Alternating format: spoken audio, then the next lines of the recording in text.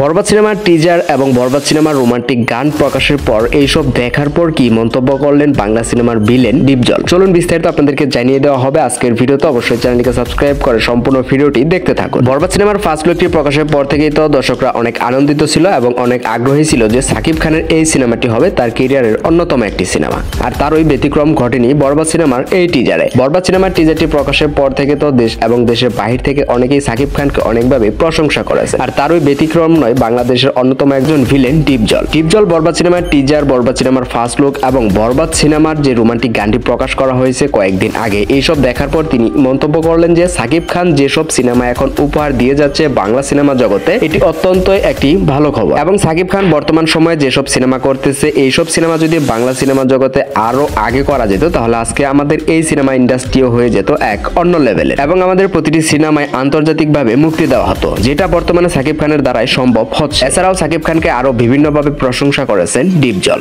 প্রিয় ভিউয়ার্স, আপনার কি মনে হয় বরবাদ সিনেমাটি আপনার কাছে কেমন লাগবে? অবশ্যই কমেন্ট করে জানিয়ে দিতে ভুলবেন না। অবশ্যই যারা চ্যানেলে নতুন তারা চ্যানেলটিকে সাবস্ক্রাইব করে আমাদের সাথে থাকুন। আবারও দেখা হবে পরবর্তীতে অন্য কোনো নতুন ভিডিওতে।